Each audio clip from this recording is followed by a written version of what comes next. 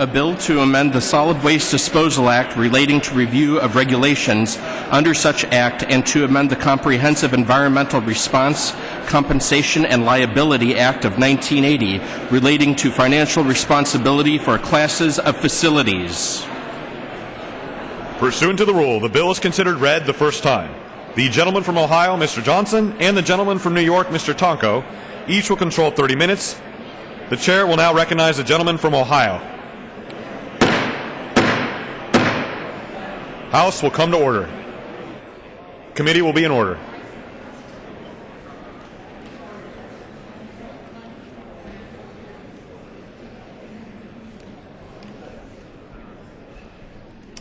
Chair recognizes the gentleman from Ohio. Mr. Chairman, I yield myself such time as I may consume.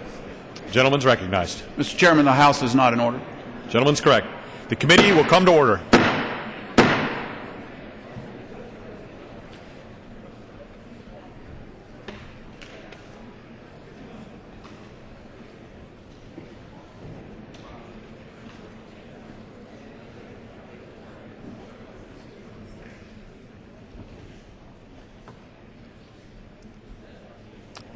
Gentleman from Ohio is recognized. Mr. Chairman, I am pleased to rise in support of the amendment to H.R. 2279, the Reducing Excessive Deadline Obligations or REDO Act of 2013, which also includes my legislation, H.R. 2226, the federal and state... The House is not in order. Gentleman's correct. The House is still not in order. The House will come to order. Members will take their conversations off the House floor. Committee will come to order.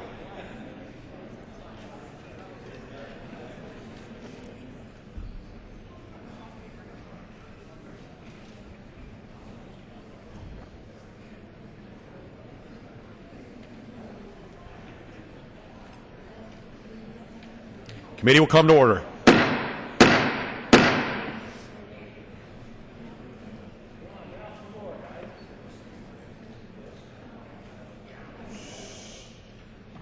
Gentleman from Ohio is recognized. Mr. Chairman, once again, I'm pleased to rise in support of the amendment H.R. 2279, the Reducing Excessive Deadline Obligations or REDO Act of 2013, which also includes my legislation, H.R. 2226, the Federal and State Partnership for Environment Protection Act, and Mr. Lotta's bill, H.R. 2318, the Federal Facility Accountability Act of 2013. Our goal with all three of these bills is to modernize some of the environmental laws that we oversee and make sure that the states are playing a significant role in implementing them. To do that, we began this Congress with a hearing on the role of the states in protecting the environment. State environmental protection officials shared their experience and expertise with us and helped us better understand the complex partnership between the states and the federal government as states implement federal laws such as the Solid Waste Disposal Act and the EPA implements the Comprehensive Response, Compensation, and Liability Act, or CERCLA or Superfund law, and the relation to state environmental protection laws. Today we consider three bills that are a logical outgrowth of that discussion. The Reducing Excessive Deadline Obligations, or REDO Act of 2013, would give EPA flexibility by correcting two arbitrary action deadlines that were written into the Solid Waste Disposal Act and CERCLA many years ago. RCRA contains a mandate that EPA review and, if necessary, revise all RCRA regulations every 3 years. This deadline is unnecessary and unworkable in the face of the significant number of regulations that currently exist under RCRA. The bill would allow the administrator to review and, if necessary, revise regulations as she thinks appropriate. The bill would also lift an action deadline in CERCLA requiring EPA to identify, prior to 1984, classes of facilities for which to develop financial assurance regulations. Mr. Chairman, the House is not in order. Gentleman's correct. The committee is not in order. Members, if you would please take your conversations off the floor.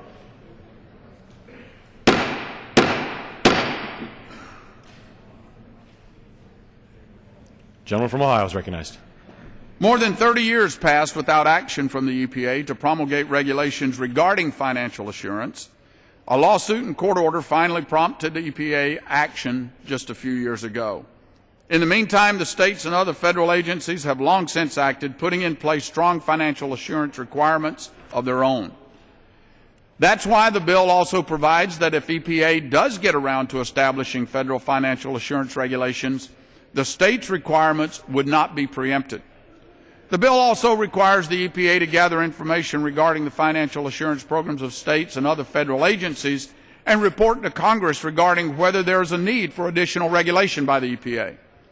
Should the EPA determine there is a need for additional requirements, the bill ensures that compliance with the existing state or federal requirements will count towards compliance with EPA's requirements. The Federal Facility Accountability Act would bring the CERCLA waiver of sovereign immunity into conformity with the Solid Waste Disposal Act and, for that matter, the Clean Air Act by requiring that all federal Superfund sites comply with the same state laws and regulations as a private entity. Now, this is not a new concept. Legislation has been introduced previously by my friends across the aisle to ensure that federal agencies comply with all federal and state environmental laws, including CERCLA. In fact, the Federal Facilities Compliance Act of 1991 had the same goal, to make federal facilities subject to all the same substantive and procedural requirements, including enforcement requirements and sanctions that state and local governments and private companies meet. The Federal Facility Accountability Act applies this same policy to federal facilities under CERCLA that already applies to federal facilities under the Solid Waste Disposal Act. Some argue that if this bill becomes law, it will change federal agencies' spending by forcing them to comply with state laws, and that CERCLA is different because it is retroactive and applies to prior actions of the federal government. But the Solid Waste Disposal Act often applies to past conduct. That's why there's a provision for corrective measures. In fact, the EPA has issued multiple guidance documents that describe how federal agencies should harmonize RCRA and CERCLA with respect to cleanups of hazardous waste. Past conduct, future conduct. The fairness principle is the same. The basic question is whether federal agencies should comply with state environmental protection laws just as private companies and state and local agencies must do. My bill, the Federal and State Partnership for Environment Protection Act, does exactly what the title implies and would go a long way toward making the states partners with the EPA in cleaning up hazardous waste sites. CERCLA is implemented by the EPA, but often states are in the best position to understand the sites in their state. This bill would allow states to play a larger role in the CERCLA process in several ways. The bill would allow states to list a site that it believes needs to be on the national priorities list every 5 years and would provide transparency to the states if they suggest a site for listing. The bill would also allow states to be consulted before the EPA selects a remedial action. The states are on the front lines and understand at the ground level how to prioritize environmental actions within their states. They often come up with innovative solutions that better fit the local problem. We heard examples of that in our hearing on the role of the states in protecting the environment. CERCLA is a key example of a statute passed more than 30 years ago that we can now update and strengthen the federal-state partnership to get sites cleaned up. Removing barriers to job creation imposed by federal government is a cornerstone in our governing philosophy. Corey Gardner, Bob Latta, and I produced bills to ensure that the federal government reduces unnecessary red tape, the barriers to job creation, while still keeping our environment healthy. These important bills aim to improve the federal and state relationship when dealing with hazardous waste. With that, Mr. Chairman, I reserve the balance of my time. The gentleman from Ohio reserves. The gentleman from New York is recognized. Thank you, Mr. Chair. I yield myself as much time as I consume. Gentleman's recognized. Thank you. Mr. Chair, at a time when too many of our citizens are still out of work, our nation's infrastructure is in need of repair, the tax code needs revision, and when the safety net that provides basic necessities for our citizens has a tragic number of holes to close, we are spending our time on yet another bill that is headed straight for the legislative dustbin. It was the high-profile contamination at Love Canal in my home state of New York back in 1978 that motivated Congress to address the serious public health threat that existed at many sites across this country: toxic contamination of air, of water, and of land from the improper handling and disposal of hazardous materials. Many of us represent districts that have former contaminated sites or sites that still remain to be cleaned up. Superfund is not a perfect law, but it has, in combination with other environmental laws, returned many abandoned, contaminated sites to productive use. When contaminated, blighted land is transformed, the entire community benefits. A long abandoned former industrial site along the riverfront in my district was restored to a popular park. The residents of Amsterdam now enjoy a beautiful waterfront area. H.R. 2279 does nothing to improve public health, or create jobs, or protect the environment, or avoid needless public expenses. In fact, it does the opposite. Title I of this bill further delays actions that should have been taken years ago. Congress included broad authorities for the Environmental Protection Agency to ensure that businesses that handle hazardous substances were financially able to deal with contamination that might result from their activities. This provision remains essential to protecting taxpayer interests, and it ensures these businesses are acting responsibly. EPA's goals within the Superfund program should not stop at cleaning up the legacy sites that we have. It should also prevent new sites from being contaminated. It should prevent more people from being exposed to toxic substances, and it should prevent the property damage, loss of revenue, and stigma that communities experience when they are marred by these sites. H.R. 2279 blocks the Environmental Protection Agency from implementing financial responsibility standards that their Inspector General's Office and the Government Accountability Office have advised are prudent actions that will avoid unnecessary public expenditures to clean up contaminated sites. The GAO's last report on this topic indicated that in the 10-year period they examined, federal agencies spent $2.6 billion to reclaim abandoned hard rock mine sites on federal, state, private, and tribal lands. So how does H.R. 2279 address this potential $100 million per year liability? By blocking EPA from taking recommended steps to avoid these potential cleanup costs. We cannot afford to continue this destructive policy. Under the guise of fiscal responsibility, the majority voted to expand the list of requirements for applicants to the food stamp program to include drug testing, work requirements, in addition to the detailed examination of an applicant's financial assets already required. All this to avoid providing a subsidy of about $1.50 per meal. But apparently it is too much to ask that a business that could expose communities to toxic contamination and leave taxpayers with cleanup costs in the tens of millions of dollars and result in lost local revenue and loss of property values provide the government with assurance that it can afford to properly manage or clean up contamination that they create. The inconsistency in these policy choices is indeed incredible. Blocking EPA from instituting basic requirements to protect public health, community vitality, local economic interests, and taxpayer interests provides a massive subsidy to a polluter at great public expense. Titles 2 and 3 of this bill are somewhat of a mystery. I have no idea what problems with the Superfund program they propose to fix, but we have heard from the administration about serious problems this bill would indeed create. The proponents of this legislation claim that Title II will provide states more funding, give states a greater role in cleanups, and improve cooperation between states and the federal government on site cleanups. But states already have a significant role. Under current law, states can assert greater control over cleanups through a variety of mechanisms if they wish to do so. The provisions altering the relationship between federal and state government have a number of serious problems. For example, Title III creates situations in which federal employees could find themselves in a legal mess if caught between conflicting state and federal direction of a cleanup site. This is an issue that was raised when this bill was considered by the committee. It was not resolved in committee, and it was not resolved before coming here to the House floor.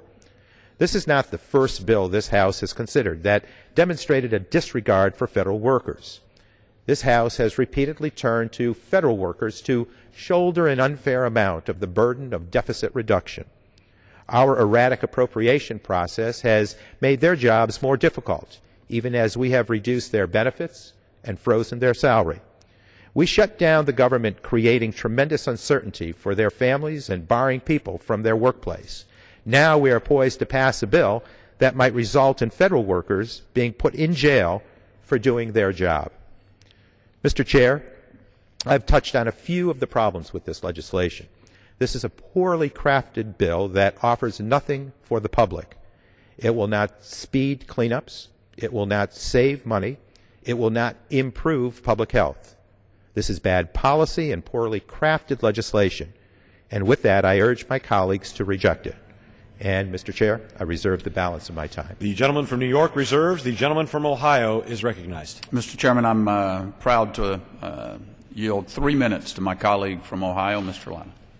The gentleman is recognized for 3 minutes. I thank the gentleman for yielding. Mr. Chairman, I rise today in support of H.R. 2279, and specifically a section of the bill I sponsored referred to as the Federal Facility Accountability Act. This common sense legislation updates CERCLA to ensure that federal facilities are held to the same level of accountability as private facilities when it comes to cleaning up the release of hazardous substances. This legislation is supported by a number of state entities that have had numerous problems with federal facilities skirting their CERCLA cleanup responsibilities.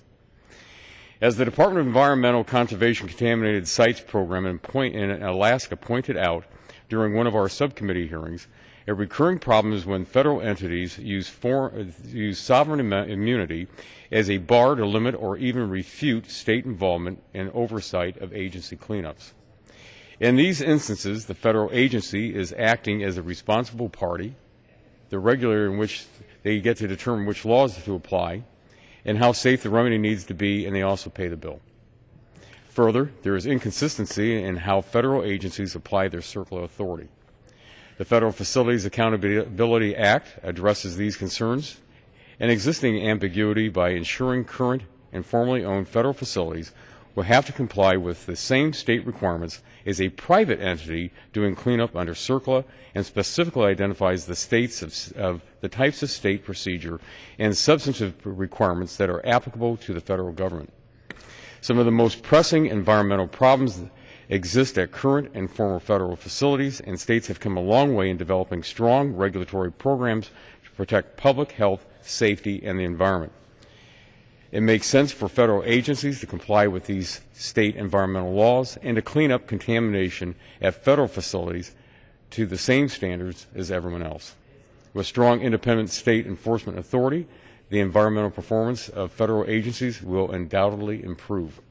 Thank you, Mr. Chairman, and I urge my colleagues to support H.R. 2279, and I yield back.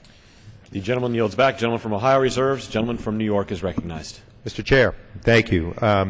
I now yield 5 minutes to the distinguished ranker of the Energy and Commerce Committee, former chair of the Energy and Commerce Committee, and a staunch defender in public policy and outspoken word for the environment.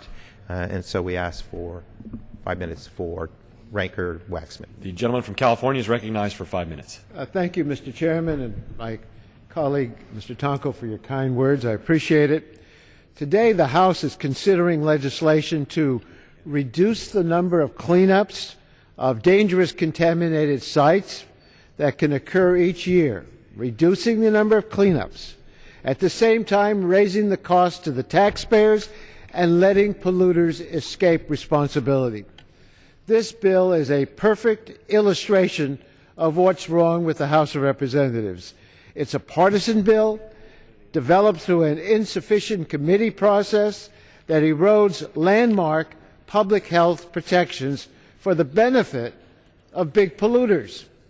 When I first learned that the committee was considering this legislation to address the cleanup of contaminated sites on federal land, I was hopeful that this was an issue that could be pursued on a bipartisan basis, We should always be looking for ways to improve our laws, to be more careful and effective in the use of taxpayers' dollars, and to better protect public health and the environment.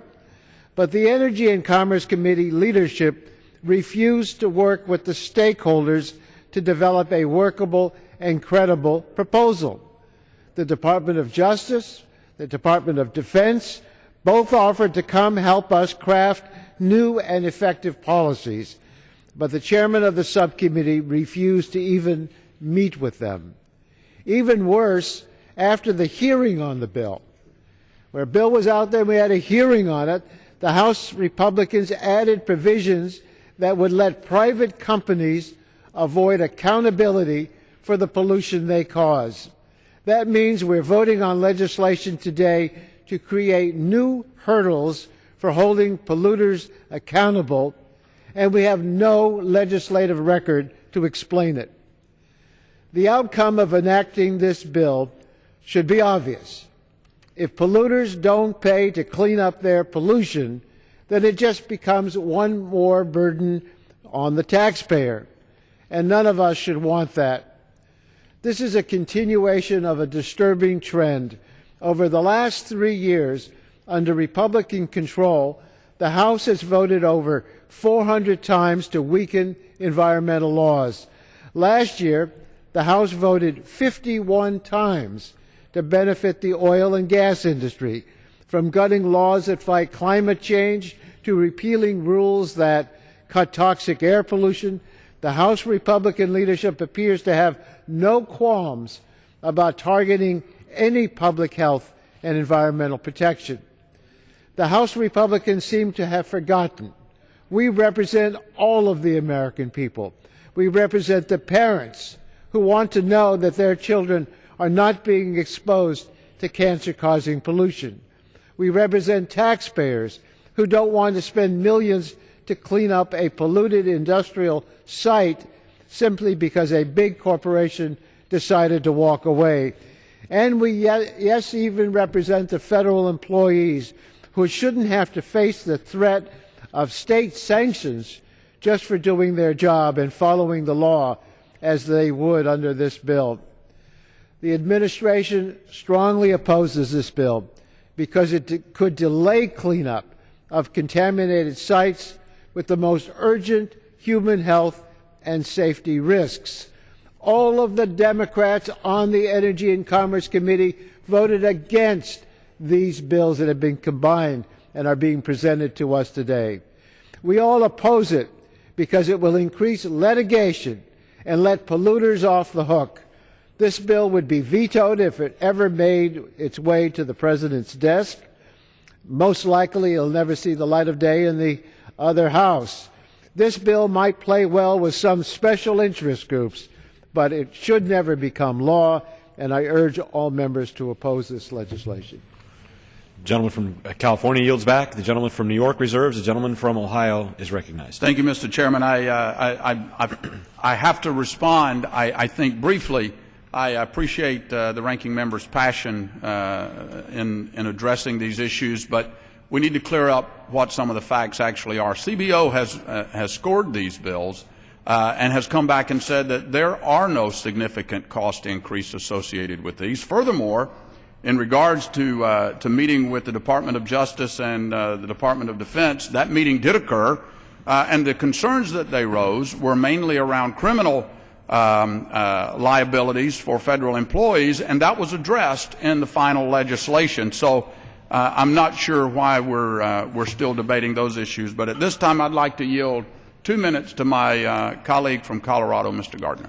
I thank the gentleman from Ohio. The gentleman from Colorado is recognized for 2 minutes. Thank you, Mr. Chairman, for the recognition, and the gentleman from Ohio for his leadership in managing this legislation today. I also thank the chairman of the subcommittee, Mr. Shimkus of Illinois, for his fine work on this legislation, rising today in support of H.R. 2279, the Reducing Excessive Deadlines Obligation Act, a package of bills, as we have discussed, which includes the Federal Facility Accountability Act by Mr. Latta from Ohio and the Federal and State Partnership for Environmental Protection Act by Mr. Johnson of Ohio. This legislation represents steps to roll back unnecessary and overburdensome regulations that are duplicative and unnecessary. The bills are aimed to protect the state-federal partnership when it comes to cleaning up hazardous waste sites as quickly and as efficiently as possible. The solid waste must be disposed of in a responsible, efficient, and environmentally friendly manner, but there is no need for overly burdensome regulations that put a strain on businesses. While our economy continues to sputter along, common sense revisions of rules and regulations are a vital and critical component of helping our state and local economies grow.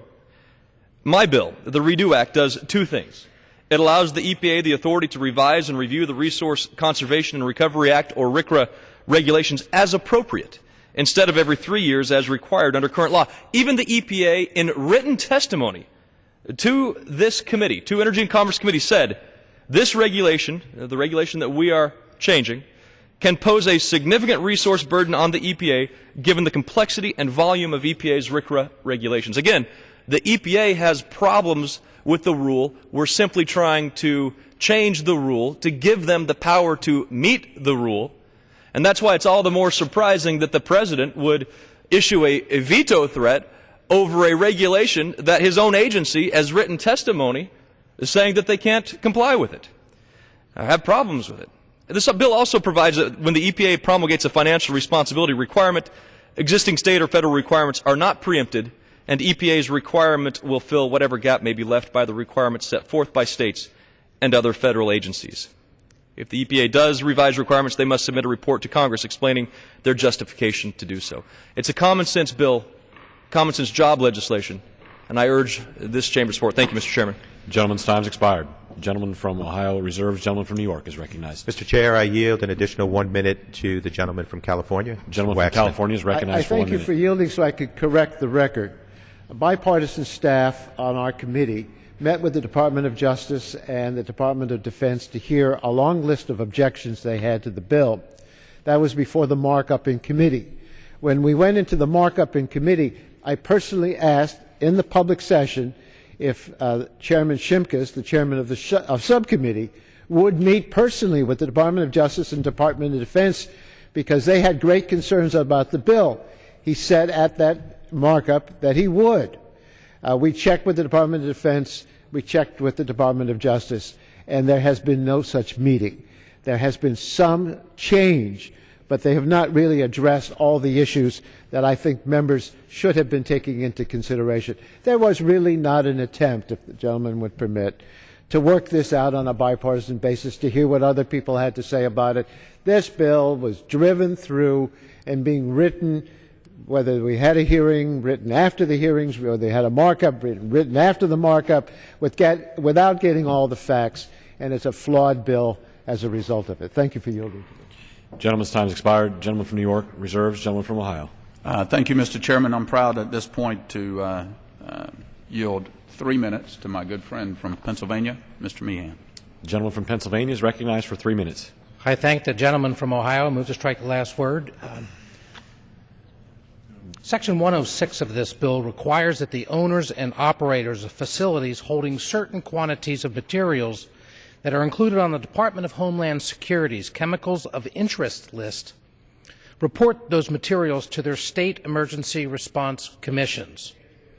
And while it's absolutely imperative that state and local authorities are properly informed about potential hazards in their communities, we have to be sure to communicate this information in the most secure, responsible, and effective way. As chairman of the Homeland Security Committee's subcommittee on cybersecurity, infrastructure protection, and security technologies, this provision has concerns for me for two particular reasons. First, the President has already specifically asked several federal agencies, this is the Department of Homeland Security, the Environmental Protection Agency, and AT&F, Alcohol, Tobacco, and Firearms, to assess the feasibility of sharing this kind of information with the emergency response commissions. And so while they're actually engaged in this activity, Section 106 effectively mandates that they share this information immediately, before the President has had a chance to make his determinations, and with sensitive information about the amount, variety, and location of potentially dangerous materials at issue. This directive raises serious security concerns. And second, the DHS Chemicals of Interest list is specific to the Chemical Facilities Anti-Terrorism Standards Program. CFATS has in place a required practice of sharing information in a way that ensures facility security. And I have serious reservations about whether this sensitive information could become compromised or subject to broad dissemination if Section 106 were to become law. Chemical security is the responsibility of the Department of Homeland Security, which is specifically equipped to protect it. And because these concerns have yet to be addressed, I request that the committee will revisit Section 106 during the conference with the Senate. And with that, I yield to the gentleman from Ohio. And I yield to the gentleman from Illinois, Mr. Shimkus. My colleague, friend from Pennsylvania, and for calling attention to this concern that you raised. This was in our open deliberative process, which we had in the markup. This was added as an amendment to the bill by my friends on the other side. This was prior to the President's rollout of his working group, prior to the President's stated concern about the sensitive nature of this information. And so one of the few times I would agree with the President that this information is very, very sensitive. So it might have been inappropriate at that time to accept this portion of the bill. In our view, protecting this information, especially keeping away from terrorists, is of utmost concern, and I want to assure you that this will be our guiding principle as we consider whether to include Section 106 or any version of it in the final draft of the legislation. Gentleman's time's expired. I thank the gentleman, and I yield back to the gentleman from Gentleman's Ohio. time's expired. Gentleman from Ohio reserves. Gentleman from New York. Thank you, Mr. Chair. I yield 3 minutes to the Chairman Emeritus of the Energy and Commerce Committee and also the longest-serving member of the House, a good friend from the state of Michigan who was at the table in 1980 to oversee Superfund and knows more about the Superfund than perhaps anyone in the House. And so 3 minutes, please, if we could yield to Chairman Emeritus Tingle. Gentleman from Michigan is recognized for 3 minutes. I thank my dear friend from New York. I commend him for his outstanding service, and I appreciate his yielding this time to me. Well, we got a bad bill on the floor. Frankly, I'm embarrassed, and if I were one of the Republican managers of this bill, I'd have a red face. Quite honestly, it does nothing except expose federal employees to liability for actually enforcing the law. No oversight was conducted to bring about the consideration of this legislation. No opportunity was made for the agencies to come forward and fully set out their concerns about how this bill is a bad piece of legislation. As the chairman of the Committee on Energy and Commerce, I handled the Superfund amendments and the reauthorization acts earlier. In that effort, it was a fully bipartisan undertaking, and we worked very closely with the Reagan administration, which was present and involved in all the conference meetings. The Senate at that time was under Republican control. President Reagan signed the act on October 17, 1986, after overwhelming votes of 386 to 27 in the House and 88 to 8 in the Senate. At one hearing that we had on this bill, I did not hear any support from the majorities of witnesses. Most of them seemed to be somewhat embarrassed about the legislation and were unable to tell us anything that the legislation would accomplish in the public good or towards speeding up or improving the enforcement of Superfund. It was interesting to note that there was really no identification of what the legislation would do to cure the problems that we confront with regard to Superfund. The Superfund program has been a fine example of success after having had a rocky start. And we have seen substantial completion of construction activities at over 70% of the national priority site. Thousands of other short-term actions have also been completed.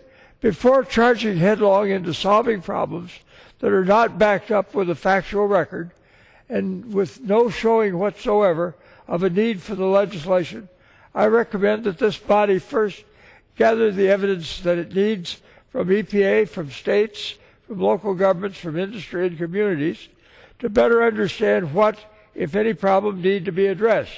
Until then, I fail to understand the purpose of this legislation, other than a device to provide work for members of the staff, to obfuscate the enforcement of Superfund, and to, quite frankly, ignore the real problems which exist. Superfund is cursed with the fact that it has major difficulty in being properly funded, because the funding for it has long since expired, and now the ability of the nation to fund the cleanup is not available to us. This bill would do nothing to address any of the problems that are there to be seen. It's a bad bill. It should be rejected. Gentleman's time's expired. Gentleman from New York reserves. Gentleman from Ohio is recognized. Thank you, Mr. Chairman. I'm pleased now to yield 5 minutes to my colleague from Illinois, our chairman, Mr. Shimkus. Gentleman from Illinois is recognized for 5 minutes. Without objection. Thank you. Well, it's great to be here on the floor with my friends as we talk about moving pieces of legislation. And it's unfortunate that we're no longer a debating society. We're just a statement society, whether we're going back to what's true and right in language of the bill or what's not. Let me talk to folks of how we got to this position. Becoming subcommittee chairman in the last Congress, I talked to my members of my committee and my staff, and I said, there's no perfect piece of legislation, there's no perfect piece of law. What are some things that we can fix to make this process go better? And it wasn't just our ideas. We went to the states who have a huge responsibility. And I think if people watch the body of information of what's coming out of our committee, we've given a lot of deference to the states, and because they're the ones who live closest to these locations. So we bring in the Council of the States, Environmental Council of the States, we're bringing all those stakeholders, and we say, what is it about the federal law that drives you crazy, and if we fixed it, would make your life better? Hence these 3 pieces of legislation that have been rolled into one bill to make it to the floor. Reducing excessive deadline obligations. It allows the EPA to review regulations on solid waste disposal only when necessary. You know what the law says? Regardless if the law works or not, you got to review it every 3 years. And you know what happens when that law is in there? I mean, regardless if it works, regardless if there's no complaints, you got to review it. So that's ripe for litigation. You don't do it within the timeline, whether you need to or not, let's sue and settle. Let's do something. So that's why all we're saying is, if the law works, if the regulations are good, if there's no complaints, don't have an automatic timeline of having to renew it in 3 years. The state said, yeah, we'd like that because we're spending more time. Part of the problem with the Superfund is huge amounts of money go to litigation. Surprise, surprise. We want to get money away from litigation to remediation. That's all we're trying to do. The bill also requires EPA, prior to developing new financial responsibility requirements. That's the key. What's the financial responsibility requirement? What do you have to have available if you're going to do this site in case something goes wrong, you need cleanup? What are the financial requirements? What's the bonding you need? All we're saying is, don't change the rules. And if you're going to change the rules for financial bonding while the process and the site is being operated, wouldn't it be good to talk to the states and let people know that the federal government's going to change the rules in the operation of a new site? State said, good idea, you ought to look at that.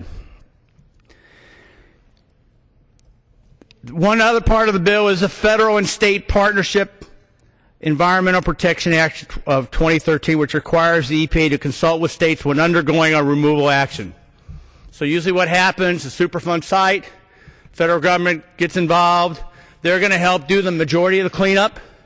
But guess who has the long-term observation and administration costs of the site? The states do. All we're saying is, if we're going to start to remediate in a state, let's have the state sit down and work with the EPA so the state knows its long-term cost. Pretty simple. And the last one, which I always find pretty amazing that my friends on the other side are arguing about, protecting the federal government to pollute. All we're saying is, when the federal government's polluted a site, the federal government ought to clean it up. We make everyone else do it. We hold everyone else responsible. But no, if the federal government's polluted, we give them immunity, sovereign immunity. They don't have to do anything. So this law says it's about time that the federal government comply with the same laws that states do and other individuals do. This is a position my colleagues have had for many, many years. And of all the portions of this bill that I thought that they would be all for, is moving this position that the federal government should comply with the same laws as everyone else does. And for my colleagues on the other side to protect governmental polluters, I just find unbelievable. So the process was good. We had hearings, we had markups, we had amendments agreed to. I'm proud of my colleagues in bringing these bills to the floor. I'm glad of the participation by the state, and I look forward to the moving of the bill, and I yield back the balance of my time. Gentleman's time's expired. Gentleman from Ohio reserves. The gentleman from New York is recognized.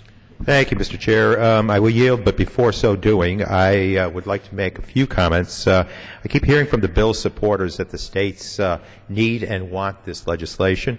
I'm a little confused by those statements. My staff called the Association of State and Territorial Solid Waste Management Officials, and they do not support the legislation. We also called the Environmental Council of the states, which represents the state environmental commissioners, and they have not endorsed the instant legislation for the House. So I'm somewhat confused by the statements being made here. I would ask, Mr. Chair, if we could please yield to the gentleman from New Jersey, Mr. Pallone, who has fought for many environmental causes through the committee on behalf of his home state of New Jersey, and for that matter for this nation. So we yield 3 minutes to the gentleman from New Jersey. The gentleman from New Jersey is recognized for 3 minutes. Thank you, Mr. Chairman. I want to thank my colleague from New York, the ranking member of the subcommittee. Mr. Chairman, I rise today to urge my colleagues to vote no on H.R. 2279. This is an unnecessary and ill-advised piece of legislation. It would significantly weaken our country's hazardous waste laws and further shift the burden of cleaning up these sites from the entities responsible for the contamination to the taxpayer instead.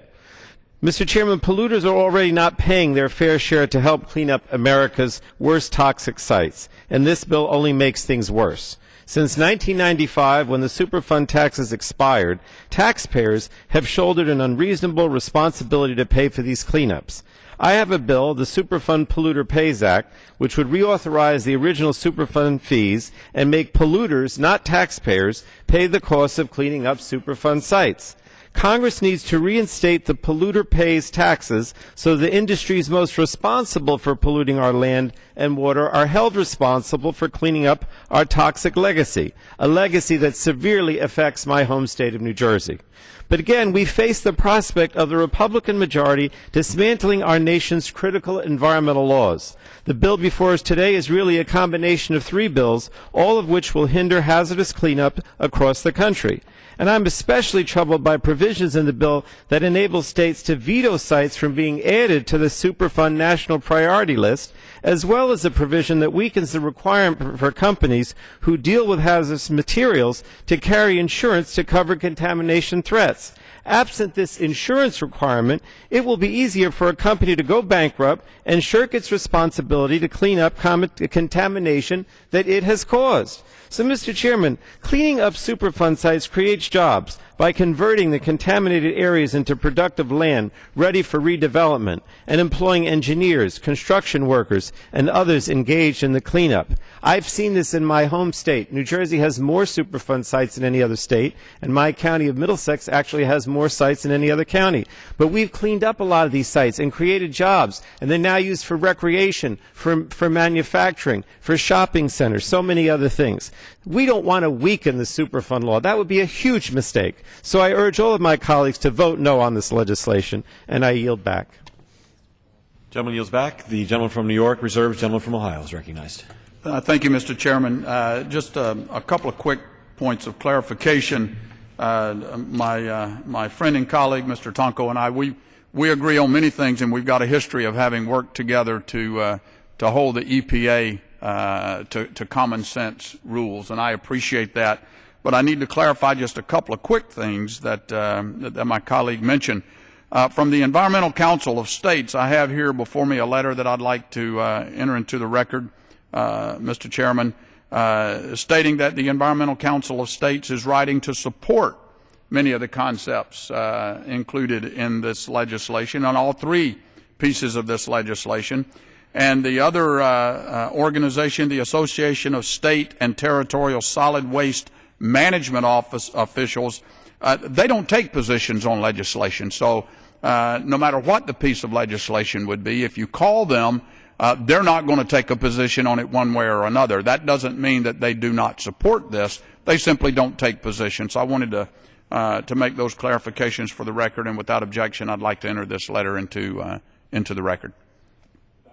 The request will be covered by general leave. I'm sorry? The request is covered by general leave. And with that, I reserve the balance of my time. Gentleman reserves. The gentleman from New York is recognized. Yes, we're going to yield to the gentleman from Oregon, but before so doing, while the Environmental Council of the States may have supported some concepts of the bill, they have not moved to endorse the bill, and that I'll stand by my statement. Next, a staunch defender of the environment and a good friend from the state of Oregon, the gentleman from Oregon, Mr. Blumenauer, is going to address us next, and we'll yield 3 minutes to the gentleman from Oregon. Oregon is recognized for 3 minutes. Thank you. I appreciate the gentleman's courtesy and leadership here on the floor. When I first heard that we were going to be dealing with the Superfund and reforms and modifications, I was originally encouraged. I've been working with these issues in the federal level and before that for over almost 20 years as a local official dealing with the problems of pollution and Superfund sites. I know that there are many challenges to the process, that it is chronically and dramatically underfunded, it's complex, it's cumbersome. Many of the participants are not fully equipped to be able to manage it.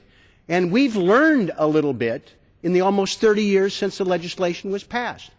But I'm sad to say, sadly disappointed. Because rather than dealing in a thoughtful, bipartisan way to try and refine the process, we're actually taking a step backward. This would water down the requirements and provide fewer dollars, blurring lines of responsibility. This is not going to help. The Superfund tax expired in 1995. And since then, we've been shifting this burden away from the petrochemical industry that created these problems in the main, shifting it to the general fund taxpayer and a scarce and dwindling supply. This isn't going to move away from litigation. It's going to make it more likely if it were enacted. Confusing people, changing the rules that people have operated under is not going to be helpful. It's going to slow it down further.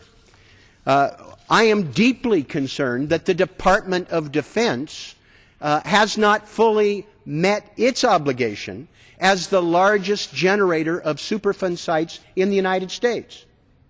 I've been on this floor repeatedly attempting to work through the budget process and the authorization process for us to step up and do right by people. I've got a harbor that was a staging area for 3 wars, and a significant amount of the pollution there that we're dealing with is a result of that Defense Department operation. But what we're doing here would, according to the Department of Defense, disrupt the national priority scheme in which the most contaminated federal sites are cleaned up first, that it would increase litigation, delay cleanups, and waste already limited resources. Now, by pretending that somehow the state government is going to take the lead and compel federal agencies to do things that may in fact be contrary to federal law, is not going to speed this process further. It's not going to make it easier. It's going to continue what is the problem. People today dig in their heels.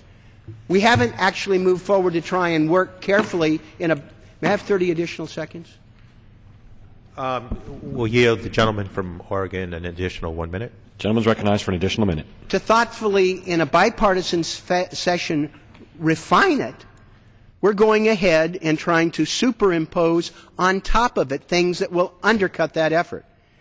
Now, I am critical of what the federal government has done in some areas. But as a practical matter, local governments, when a failure to zone, plan, regulate, and exercise oversight, have often been responsible for many of these problems.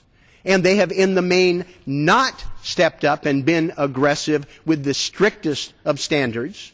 And this would superimpose what are potentially less rigorous, or in fact no local standards, be able to cost shift to the federal government without any interest in providing the resources for the federal government to do so.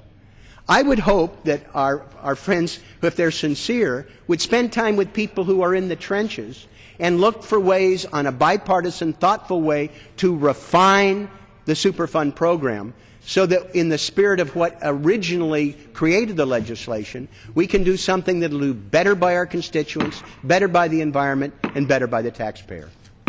The gentleman's time has expired. Gentleman from New York reserves. Gentleman from Ohio is recognized. Mr. Chairman, may I inquire as to how much time I have remaining? The gentleman from Ohio has 10 minutes remaining, and the gentleman from New York has 7 3/4 minutes remaining. Mr. Chairman, I continue to reserve the balance. The gentleman from Ohio continues to reserve. The gentleman from New York is recognized. Thank you, Mr. Chair. We'll yield 3 minutes to the gentleman from Minnesota, Mr. Ellison, who has organized the environmental justice advocates of his home state of Minnesota, and also the chair of the Progressive Caucus in the House. So we yield 3 minutes to the gentleman from Minnesota. Gentleman from Minnesota is recognized for 3 minutes. Mr. Speaker, the polluter pays. The polluter pays, and that's a simple idea with very broad appeal. The company responsible for causing the pollution should have to pay for the cleanup. Makes sense? This bill would relieve many companies of that responsibility when it comes to the most polluted sites in the country. Instead, taxpayers would pick up the tab. It's another bailout.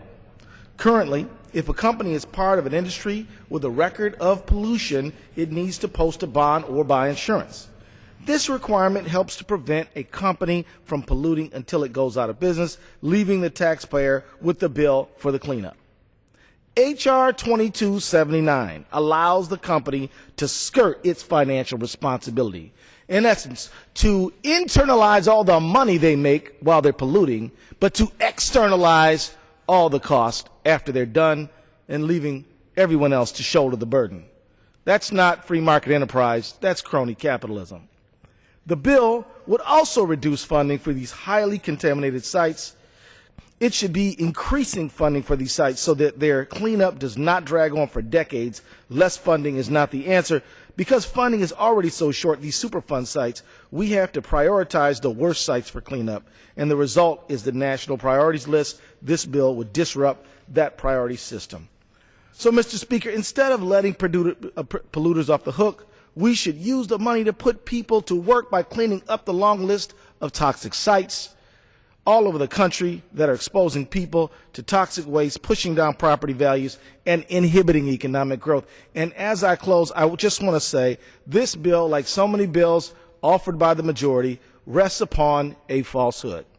And that is that health and safety regulations hurt the economy. They don't. It's not true.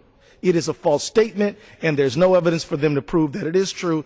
And yet they want us to believe that as these companies deregulate and get tax cuts and all these other bennies, that they're going to use the extra money they get in order to create jobs, which they never do. Reject this bill. It's a bad idea. Gentleman from Minnesota yields back. The gentleman from Ohio is recognized. Mr. Chairman, I continue to reserve the balance of my time. Gentleman from Ohio reserves. The gentleman from New York is recognized.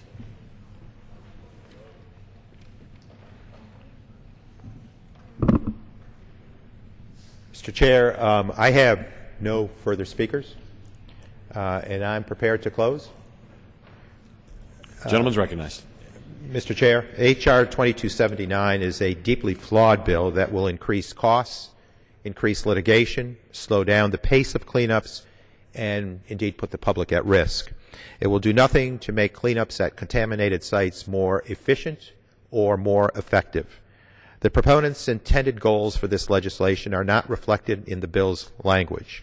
We can and we should do much better for people living in communities that are dealing with toxic legacies from past failures to deal with hazardous substances properly. If we want to prevent new Superfund sites from being created and to clean up contaminated sites in their communities and convert them from liabilities to productive assets, we must reject H.R. 2279. I oppose this legislation and urge my colleagues to do the same. And with that, Mr. Chair, I yield back the balance of my time. The gentleman from New York yields back his balance of time. The gentleman from Ohio is recognized to close. Thank you, Mr. Chairman. In closing, I want to go back and revisit just briefly some of the cost implications or the allegations of cost implications of today's legislation that we're considering. CBO carefully analyzed all three of the bills that we're considering as part of H.R. 2279 today, and here's what they said. CBO estimates that in some cases, implementing this legislation could affect the pace of discretionary spending if priorities for cleanup activities change. However, CBO expects that total cost to fulfill federal responsibilities under CERCLA would be little changed under this legislation. This is directly from the CBO score for H.R. 2226.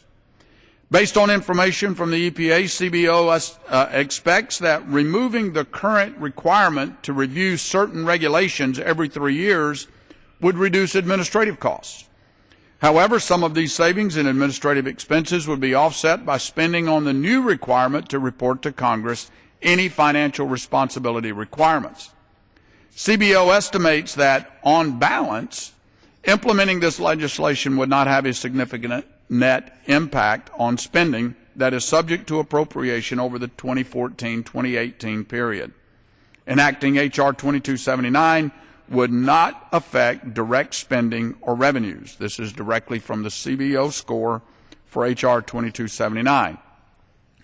CBO estimates that enacting this legislation could increase the pace of discretionary spending to the extent that federal agencies accelerate spending related to cleanup activities or pay additional fines and penalties imposed by the states. However, CBO expects that aggregate long-term costs to fulfill federal responsibilities under CERCLA would be little changed under the legislation. In addition, H.R. 2318 would increase direct spending to the extent that fines and penalties were paid from the Treasury's Judgment Fund. However, CBO expects that any incremental spending from that fund would probably be insignificant. CBO estimates that any additional direct spending over the 2014-2023 period would be insignificant. CBO goes on to say, enacting this legislation would not fundamentally change the federal government's responsibility to comply with CERCLA. According to the latest financial report of the United States, the federal government's current environmental remediation and waste disposal liabilities exceed $300 billion under all environmental laws. Under current law, federal agencies, in particular the Departments of Defense and Energy, currently spend billions of dollars each year conducting cleanup activities under CERCLA, including reimbursements to state agencies for related services they provide.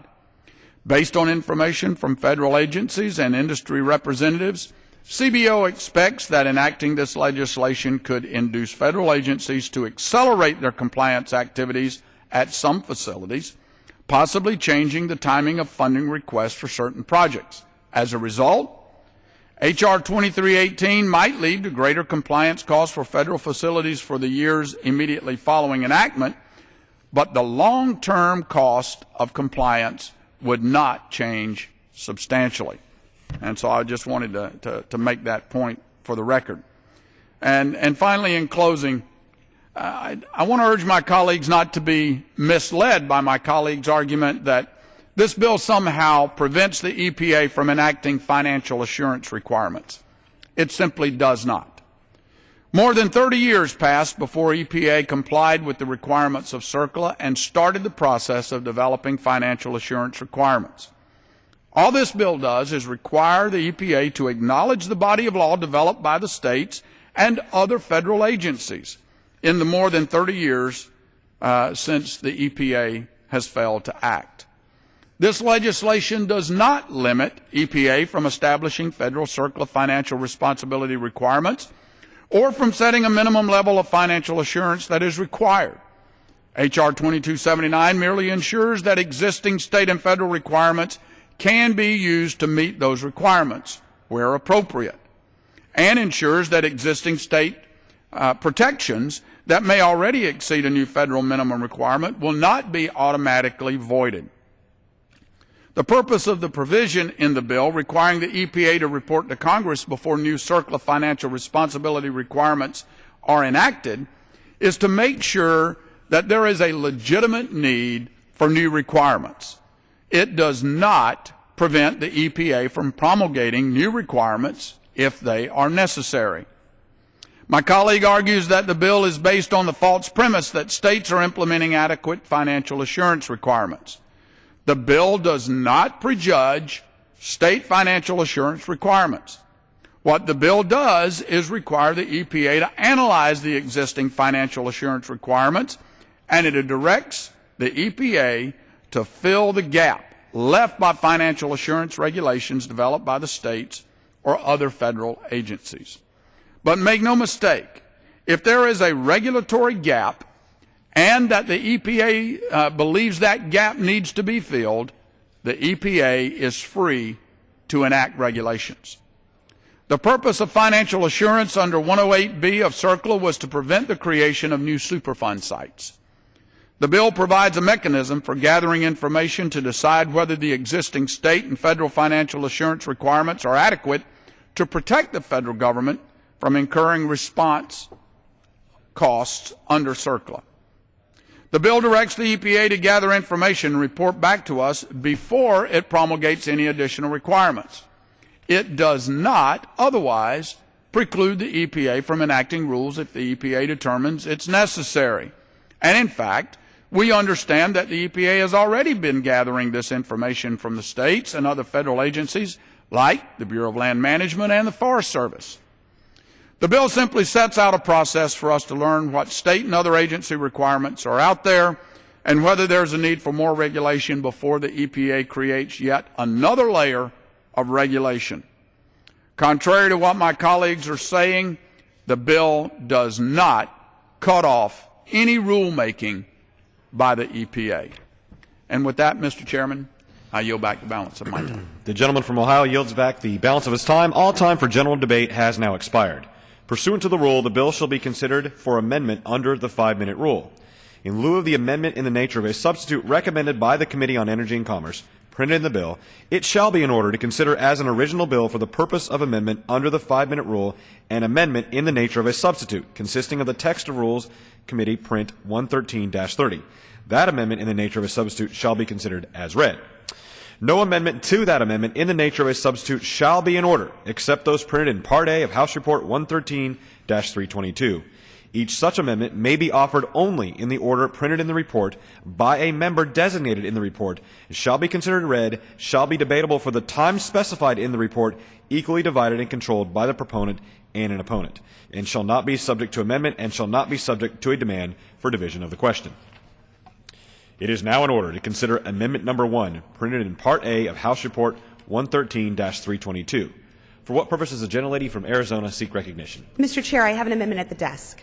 The clerk will designate the amendment. Amendment Number 1, printed in Part A of House Report Number 113-322, offered by Ms. Sinema of Arizona. Pursuant to House Resolution 455, the gentlelady from Arizona, Ms. Sinema, and a member opposed, each will control 5 minutes. The chair now recognizes the gentlelady from Arizona. Thank you, Mr. Chair. I yield myself as much time as I may consume. Gentlelady is recognized. My amendment would strike language that expands eligibility for the National Priorities List in Section 204, which is overseen by the Environmental Protection Agency. My amendment also reinstates language that directs listings of the highest priority facilities for cleanup and guarantees that state-recommended sites receive priority. In 2003, an agreement was finalized to provide much-needed cleanup to the North Indian Bend wash site in my district. The site, formerly used for industrial production and manufacturing, now spans several housing developments in which thousands of Arizona families, students, and seniors reside. Since then, federal, state, and local stakeholders have worked together to put a 25-year plan in place to address soil and water contamination at this site, but those plans have not gone uninterrupted. In January of 2008, more than 3.5 million gallons of contaminated water were mistakenly delivered from this site to homes in Paradise Valley. And in July of that same year, irrigation water used from this site triggered a study at an elementary school in my district to determine if the school grounds had been contaminated. The North Indian Bend wash site is one of many sites across the country listed under the National Priorities List, which provides much-needed funding to assist states with cleanup efforts. In keeping with the mission of the National Priorities List to protect public health, my amendment protects funding for important cleanup projects like the North Indian Bend wash that are taking place in hundreds of communities across the country. The underlying bill would expand eligibility for the National Priorities List, stretching its mission beyond its current financial means without providing additional funding to accommodate this expansion. My amendment prevents this unfunded expansion. In times of financial shortfall, we should ensure that we efficiently and responsibly use taxpayer dollars to prioritize projects by need and maximize our impact on improving public health. While I agree that providing more robust state input is essential to crafting better environmental policy, H.R. 2279 would actually repeal language that requires the administration to prioritize the most urgent and impactful state projects for cleanup. I also believe that striking the highest priorities facility language, as called for in the underlying bill, may have the unintended consequence of diminishing the statutory role that states have in determining EPA's cleanup priorities. The underlying bill strikes the only clause in the current law that explicitly protects states' rights with NPL.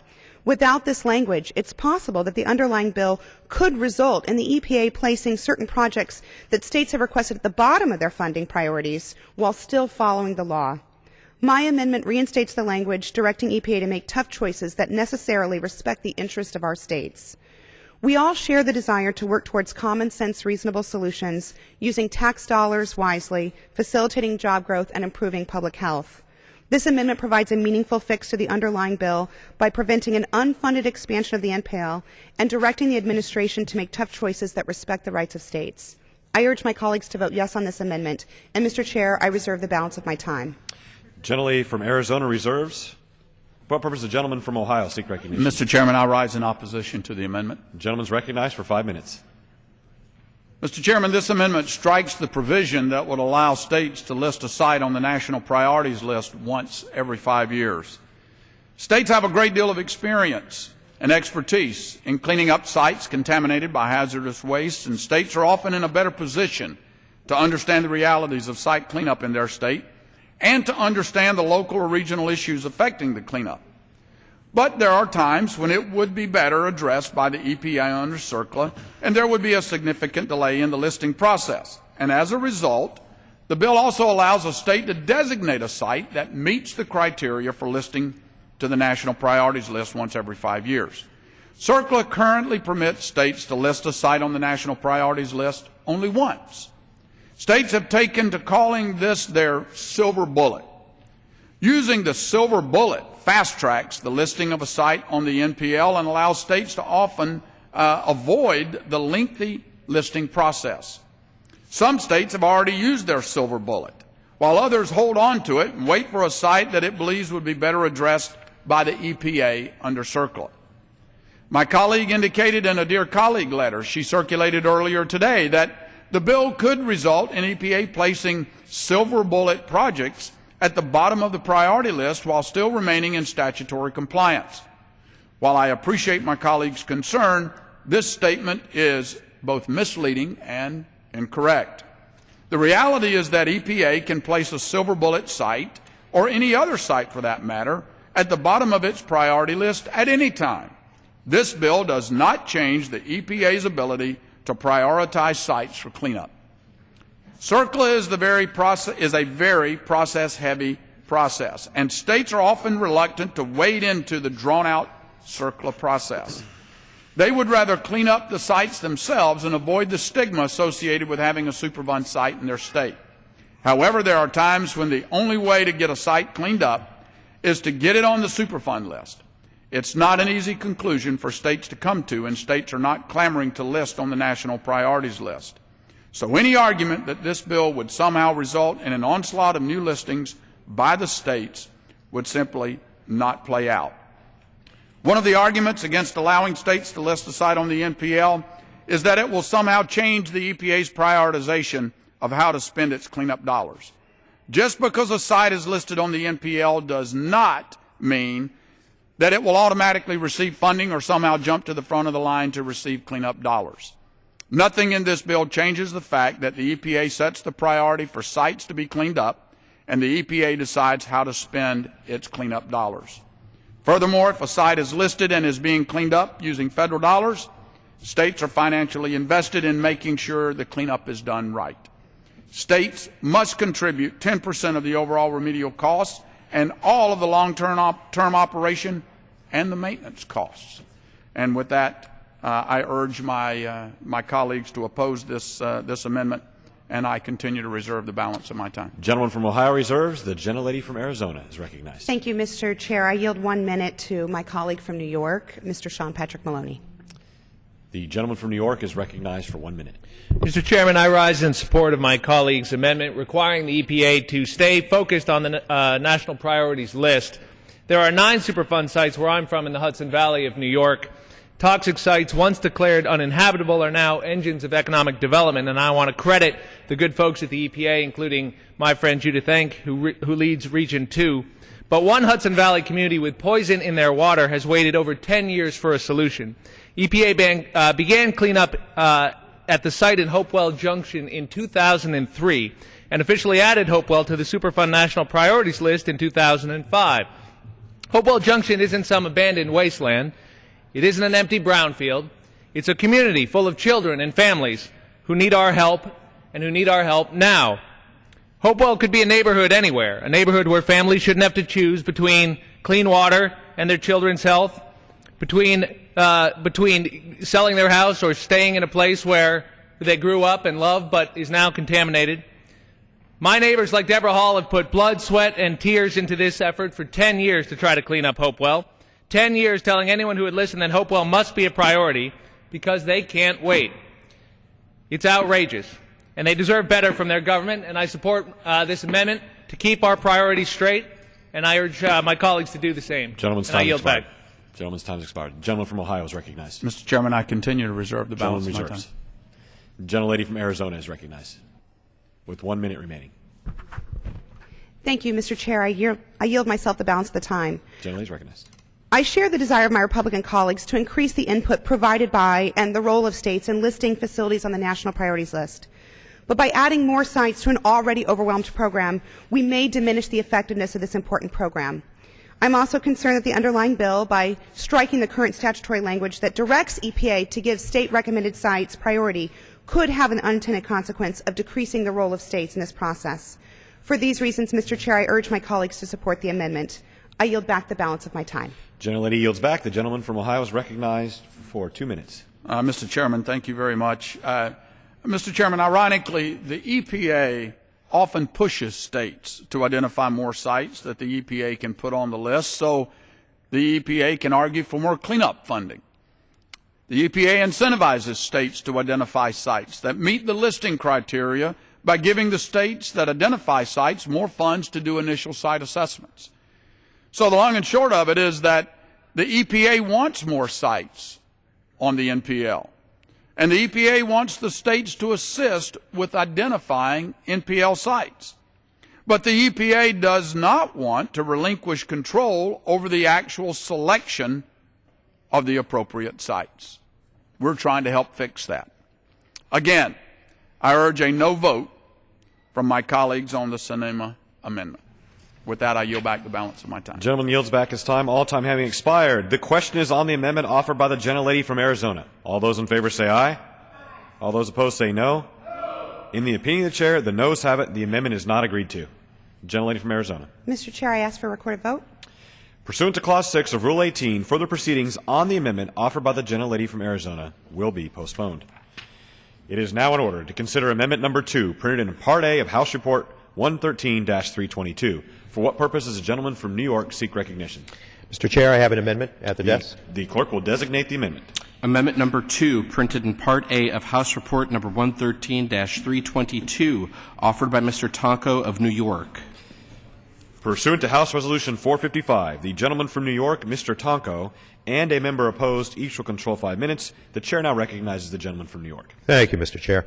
My amendment adds a savings clause to H.R. 2279 to avoid unintended consequences and detrimental impacts on current and future site cleanup efforts. We certainly know that the actual provisions of a bill trump the intended goals of the legislation. If, as the supporters of this bill claim, it will not increase litigation, it will not increase costs or delay ongoing or future site cleanups, my amendment would have no effect. However, if the administration's analysis is correct, and I believe it is, my amendment will keep current site cleanups on track and ensure that taxpayer dollars are spent efficiently, spent on cleaning up contaminated sites and not spent in courtrooms. If the committee had taken additional time to do the necessary oversight that would enable us to identify the best options for improving the Superfund program, my amendment would not be necessary. But the many problems with this bill that Democratic members of the committee have raised and that are echoed in the administration's analysis make my amendment truly necessary. As the administration's statement of policy points out, H.R. 2279 severely reduces the federal government's role in the cleanup of federal sites. The federal government's ability to set a worst-first prioritization agenda for site cleanups is eliminated. The federal government pays the vast majority of the costs for site cleanups on federal lands and sites on the national priorities list. The federal government certainly should consult with the state on sites within its borders, but especially in cases where federal land, federal tax dollars, federal employees, and federal operations are concerned, the federal government should have the last word. My amendment provides a prudent insurance policy to ensure that we do not use limited Superfund resources to litigate rather than to mitigate. My amendment ensures that we move forward. It ensures that we clean up these sites and convert them from revenue liabilities to revenue enhancements. It ensures that we reduce public health risks from contamination. With that, I urge my colleagues to support my amendment, and, Mr. Chair, I reserve the balance of my time. Gentleman reserves. The gentleman from, what purpose does the gentleman from Ohio seek recognition? Mr. Chairman, I rise in opposition to the amendment. The gentleman from Ohio is recognized for 5 minutes. Mr. Chairman, I'm sure my colleague's amendment is well-intentioned, and in fact, I agree with him. I do not want to see an increase in litigation or a slowdown in the cleanup process or a decrease in funds available to clean up Superfund sites. But this amendment is not necessary because H.R. 2279 will not do any of those things. CERCLA has been implemented for over 30 years, and the EPA has developed many practices and policies during that time.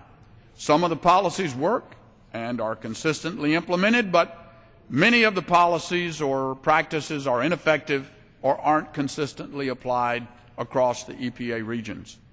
The EPA has done a good job of getting contaminated sites cleaned up under CERCLA, but that doesn't mean that we can't do better.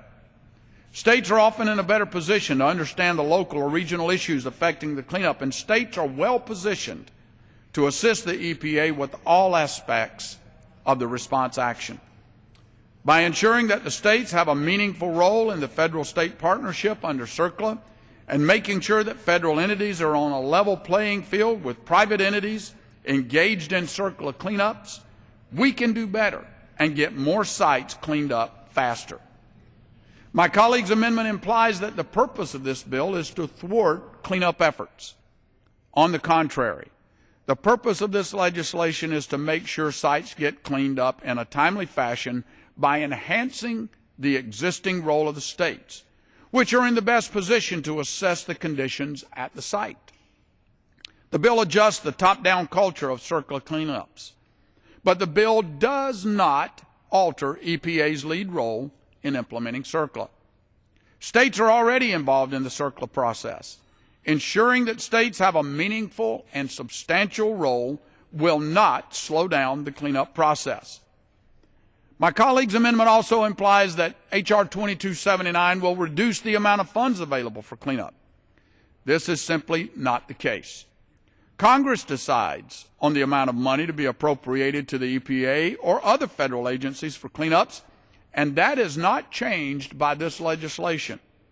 It is up to the federal agencies to prioritize how they spend the appropriated cleanup funds, and nothing in this bill changes the way money appropriated for cleanups is spent. And with that, I reserve the balance of my time. Gentleman from Ohio reserves. Gentleman from New York is recognized. Mr. Chair, our colleague and my friend from the state of Ohio indicates that the measure will not, this bill will not increase litigation or increase costs or delay ongoing or future site cleanups. And so then my amendment would not affect the measure before the House. So it really is a statement in support of the amendment. There's no just reason offered then to not support the amendment. And with that, again, I would encourage my colleagues to support the given amendment. The gentleman reserve or gentleman? And with that, I yield back. Gentleman yields back.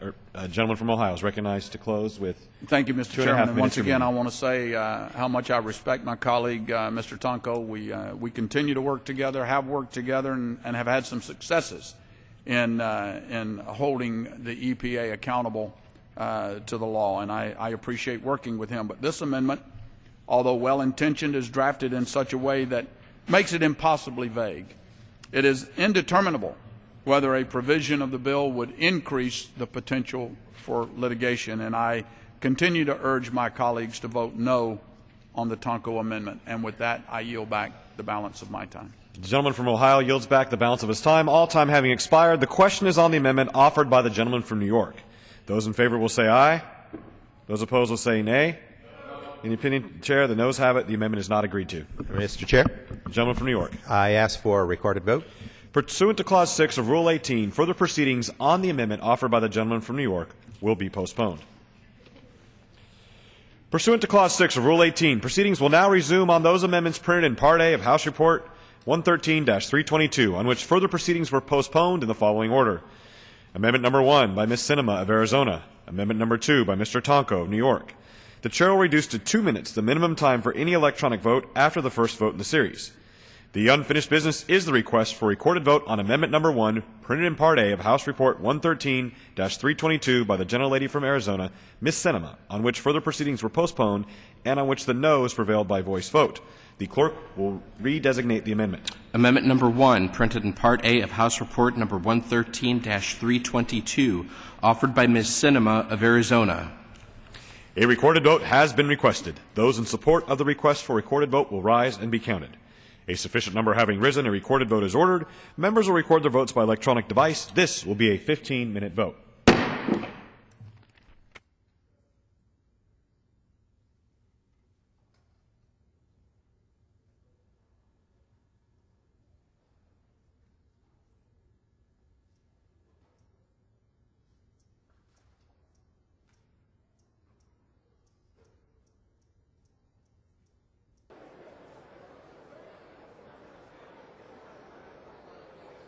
Oh, the yeas are 189. The nays are 228. The amendment is not adopted.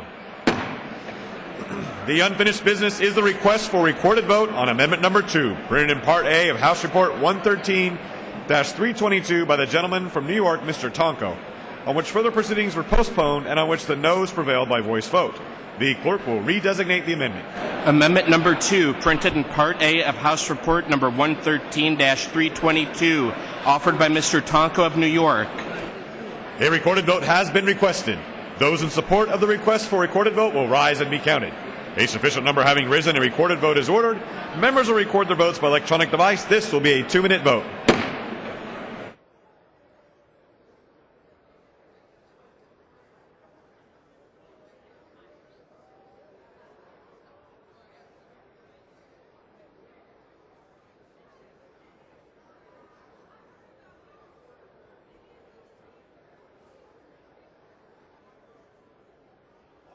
The yeas are 190, the nays are 227. The amendment is not adopted. The question is on the amendment in the nature of the substitute. Those in favor will say aye. Those opposed will say no. The ayes have it. The amendment is adopted. Accordingly, under the rule, the committee rises.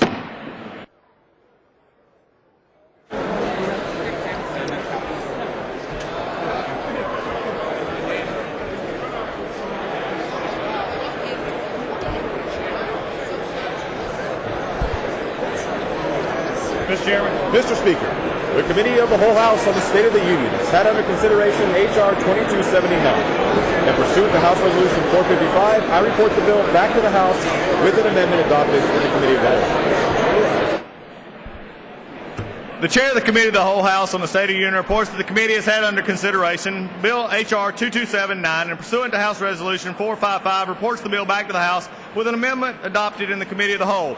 Under the rule, the previous question is ordered. The question is on the adoption of the amendment in the nature of a substitute. Those in favor say aye. Those opposed, no. The amendment opinion chair, the ayes have it. The question is on engrossment, third reading of the bill. Those in favor say aye. Those opposed, no. The ayes have it, third reading. A bill to amend the Solid Waste Disposal Act relating to review of regulations under such act and to amend the Comprehensive Environmental Response, Compensation and Liability Act of 1980 relating to financial responsibility for classes of facilities.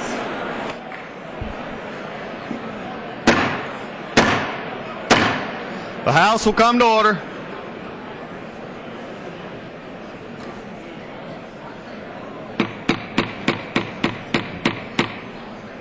The House will come to order. Will all members take conversations off the floor, and members please clear the well.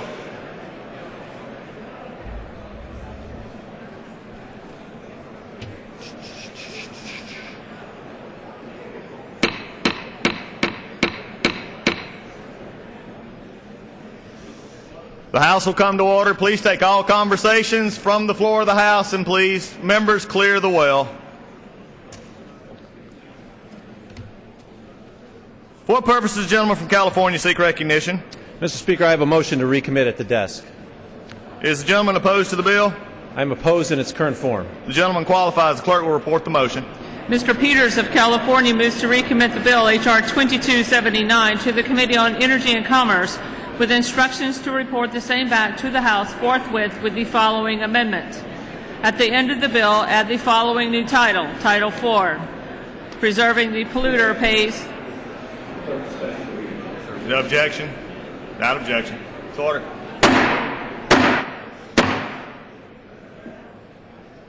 The House will come to order. Please take all conversations off the floor, and please, members, to cease conversation before. The House will come to order. The gentleman is recognized for 5 minutes. Thank you, Mr. Speaker. This is the final amendment to the bill, which will not kill the bill or send it back to committee. And if adopted, the bill will proceed immediately to final passage as amended. My amendment simply states that the bill won't take effect if it results in fewer cleaned up sites, if it shifts responsibilities from polluters to American taxpayers, and if there's... Gentleman is correct. The House will come to order.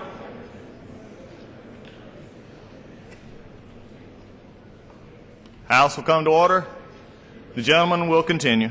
Thank you. And if there's greater exposure to carcinogens for schools, hospitals, and nursing homes within 5 miles of a contaminated site. Mr. Speaker, for too long we've heard as an article of faith that we have to choose between a prosperous economy and a clean environment, the idea that we can't have both. But that is a false choice. People in San Diego and people around the country know that we deserve nothing less than both. We need to provide both economic opportunity and clean air and water for our future generations. In my first career, for 15 years, I practiced environmental law in the public and private sectors. Many of my clients were businesses or local governments that struggled to understand and follow what they felt were overly complex and time-consuming regulatory requirements. And from this experience, I have no doubt that overly burdensome red tape hurts our economy. So I hope that in any case where we can streamline and simplify environmental regulations while still protecting and enhancing the health of our rivers, lakes, oceans, and air, everyone in this Congress would be on board. And I hope that we all agree that real substantive protections are important to ensuring that our drinking water, ocean water, and the land we live and farm on are safe for our children, the elderly, and our families. These resources are economic assets that we have inherited, that we have a responsibility to preserve, and that we must be active stewards in protecting. At the heart of the Superfund program is a common sense idea that those who cause pollution would pay to clean it up. The underlying bill turns away from this basic principle and instead puts hard-working taxpayers who didn't cause the pollution on the hook for the expensive cleanups. That's not right, and it's not a good incentive for preventing future contamination. The bill creates an unfunded mandate by allowing states to move polluted sites off of their regulatory plates to the federal Superfund list, shifting responsibility from corporations and states to the federal taxpayer. And just as the Congress has slashed the Superfund budget 40% over the last 5 years, if we add more sites to the already... The House is not in order. Gentleman is correct.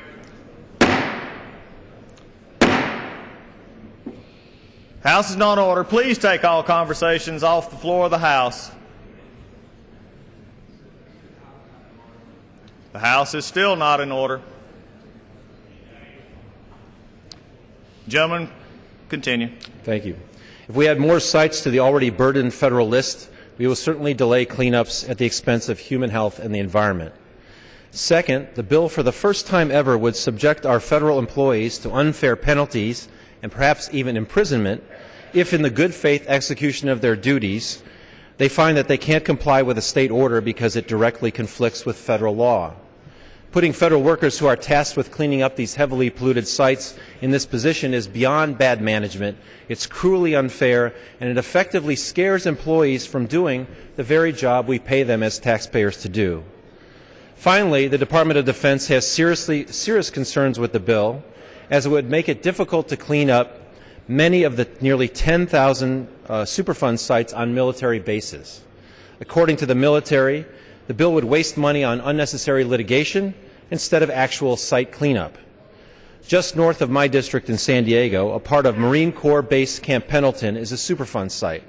9 areas of soil and groundwater have been contaminated by pesticides, metals, herbicides, and more. These water sources flow into the neighboring Pacific, and every day that we delay the cleanup and restoration of this site, our service members, civilians working on the site, and numerous endangered species in the region face adverse risks. We cannot let this continue. In these lean fiscal times, we must make the most of limited federal resources and taxpayer dollars. This legislation would bring with it unnecessary litigation, more spending that doesn't go to fixing the problems, exactly the kind of waste we are trying to eliminate from the federal budget. My motion to recommit ensures that we are both careful stewards of the taxpayer dime and the environment. We must support laws that protect human health and the environment and continue to enforce the idea that polluters, not hardworking taxpayers, pay for what they pollute. I call on my colleagues not to fall for the false choice between growing the economy and protecting the environment. We can and we must do both. Vote yes on this motion and stand with me to protect the taxpayer, protect children's health, and ensure that those who cause pollution pay to clean it up. Thank you, Mr. Speaker. I yield back. The gentleman yields back. For what purpose does the gentleman from Ohio rise? Mr. Speaker, I rise in opposition to the motion. The gentleman is recognized for 5 minutes in opposition to the motion. Mr. Speaker, our goal with this legislation is clear and straightforward. We want to modernize outdated environmental laws. The part of the bill that the gentleman from Colorado, Mr. Gardner, wrote makes modest but important improvements to environmental law. It allows the EPA to review and revise its solid waste disposal regulations as necessary. In a hearing that we had, we asked a mayor from New York or from New Jersey, would you rather clean up the trash or revise regulations? The mayor made it clear he'd rather focus on getting the real work done instead of getting bogged down in governmental red tape. The part of the bill written by the gentleman from Ohio, Mr. Latta, says that federal facilities should behave like anyone else in the state and meet the same natural resource protection requirements. Now go figure. Requiring the federal government to live under the same laws that the American people, the states, and private sector businesses have to live under. This is not a new concept. It's already the case under the Clean Air Act. And RCRA, let's just narrow the gap for the Superfund. And finally, the portion that I wrote ensures that states have a place at the discussion table throughout the process that the EPA sets for developing remediation plans. I urge a no vote on the motion to recommit and a yes on final passage. And with that, I yield back the balance of my time. The gentleman from Ohio yields back. Without objection, the previous question is ordered on the motion to recommit. The question is on the motion to recommit. Those in favor say aye. Aye. Those opposed, no. No. Being the chair, the noes have it. For what purpose? A recorded vote is requested. Those favoring a recorded vote will rise. Sufficient number having arisen, a recorded vote is ordered. Members will record their votes by electronic device. Pursuant to Clause 9 of Rule 20, the 5-minute vote on the motion to recommit will be followed by a 5-minute vote on the passage of the bill if ordered. This is a 5-minute vote.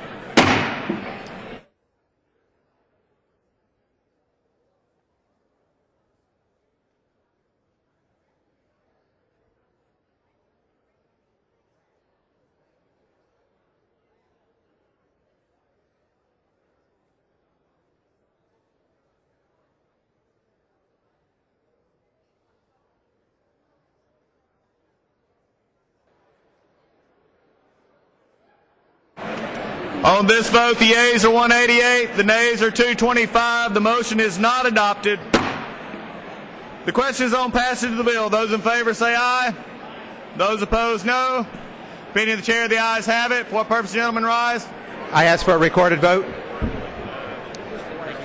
Recorded vote is requested. Those in favor, recorded vote will rise. Sufficient number having arisen, a recorded vote is ordered. Members will record their votes by electronic device. This is a 5-minute vote.